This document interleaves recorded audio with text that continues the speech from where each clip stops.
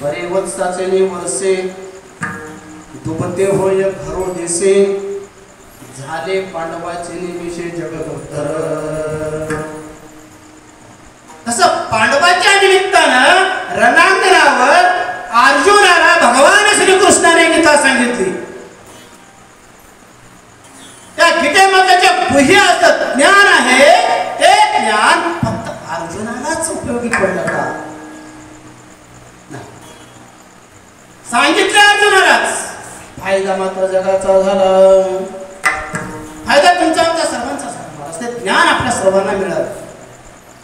जे जीवनाचा जो काही सिद्धांत आहे, जीवनाचं जे काही सार आहे, गीतेच्या माध्यमातून भगवान श्रीकृष्णानं सांगितलं अर्जुनाला. फायदा तुम्हा मला. गाय दूध देते वासराला, फायदा तुम्हा मला. कमळ उगवता सूर्याकरिता, फायदा अख्ख्या जगाला आहे. का अनन्य गती कमळा लागी सूर्य ये वेळो वेळा सुखिया होई जे डोळा त्रिभुवनीचा. ज्ञानेश्वरीमध्ये सुंदर असं विवेचन महाराजांनी. सूर्य हा कमळाकरिता उगवत जरी असला तरी आपोआप फायदा जगाचा होतो.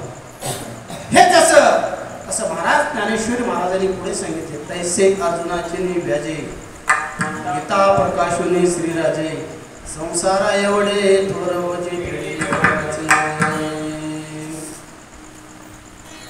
एवढा मोठा संसार. अरे या संसाराला सगळं जग खायला आलं महाराज. एवढं जग भीताय संसाराला. तुम्ही आणि आज या संसाराच्या भीतीखाली चिरडून चालूय, दबून चालूय. हा संसार काही केले आपल्याला पाठला सोडत नाही. एवढं वाज आपल्या डोक्यावरती वाटायला नाही. कधी आपल्यापासून मुक्तता व्हावी याच्यासाठी आलेला जन्माला आलेला प्रत्येक जीव प्रयत्न करतो. कशासाठी? संसारापासून मुक्तता.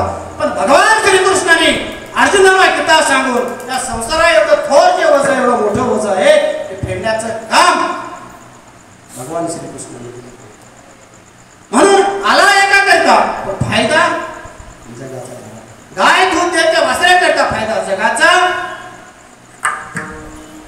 सूर्य येतो कमळा करता, फायदा जगाचा.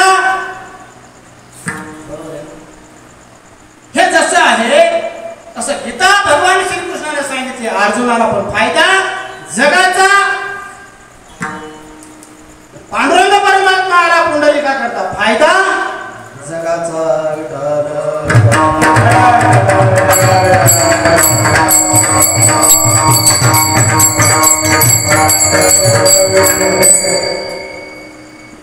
एका करिता आला फायदा अनेकाचा झाला. एकाच्या कैवाडी बहुतांचे पुढे येतो एका करता पण फायदा मात्र जगाचा झाला. असा असलेला भगवान परमात्मा रूपवानही आहे, गुणवानही आहे. तो विटे